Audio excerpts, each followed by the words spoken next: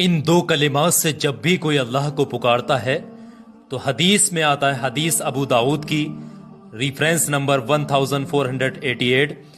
ہمارے پیارے آقا حضور صلی اللہ تعالیٰ علیہ وآلہ وسلم کا فرمان ہے، جو بھی شخص ان دو اسم مبارک سے رب کو پکارتا ہے، اللہ تبارک و تعالیٰ خود فرماتا ہے کہ مجھے شرم آتی ہے کہ میں کیسے اس انسان کو خالی جانے دوں، کیسے اس انسان کو مایوس ہونے دوں، کیسے اس انسان کے خالی نیچے ہاتھ جانے دوں۔ فوراً اللہ کی بارگاہ میں دعا قبول ہو جاتی ہے، کوئی بھی مقصد ہو، کوئی بھی حاجت ہو، بس سچے دل سے آپ دعا مانگیے گا۔ توبہ استغفار پہلے ضرور سے کر لیے، سچے دل سے گناہوں کی توبہ بھی آپ لوگ کر لیجیے گا، اللہ کی رضامندی ضروری ہے۔ وظیفہ یہ دعا کس طریقے سے پڑھی جاتی، بہت دھیان سمجھیے گا۔ اول و آخر آپ ایک بار تین بار جتنا آپ کے پاس وقت ہے اس حساب سے پڑھ لیجیے گا، اور آپ نے 344 مرتبہ اللہ حی القریم، اللہ حی القریم، اللہ حی القریم اس کا ورد کرنا ہے بنا کسی سے بات چیت کی۔ جیسے یہ پورا ہو جائے اس کے فوراً بعد میں جس بھی مقصد کے لیے ہاتھ اٹھائیں گے انشاءاللہ وہ مقصد فوراً پورا ہو جائے گا۔ اللہ کی بارگاہ میں ہاتھ آپ کے خالی نیچے نہیں آ پائیں گے، اللہ خوش ہو جائے گا، اور اللہ خود کہے گا کہ میں اس انسان کو کیسے خالی